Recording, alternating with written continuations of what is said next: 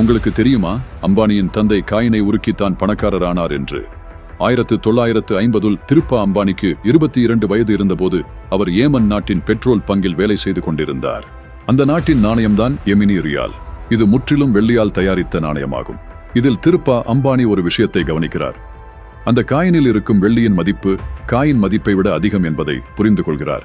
சரியாக அந்த சமயத்தில் வெளிநாடுகளில் வெள்ளியின் தேவையும் அதிகமாக இருந்தது. இந்த விஷயத்தை தெரிந்து உடனே திருப்பா அம்பானி அந்த நாணயங்களை அதிக அளவில் சேகரிக்கிறார். எந்த அளவுக்கு என்றால், அந்த நாட்டின் காயின்கள் குறைவது அரசாங்கத்திற்கு தெரியும் அளவிற்கு இந்த சேகரித்த காயின்களை எல்லாம் உருக்கி வெள்ளி கட்டியாக மாற்றி வெளிநாடுகளில் லாபத்திற்கு விற்றுவிட்டார். இதன் மூலமாக 22 வயதான திருப்பா அம்பானி 3 மாதத்திலே பல லட்சங்களை சம்பாதிக்கிறார்.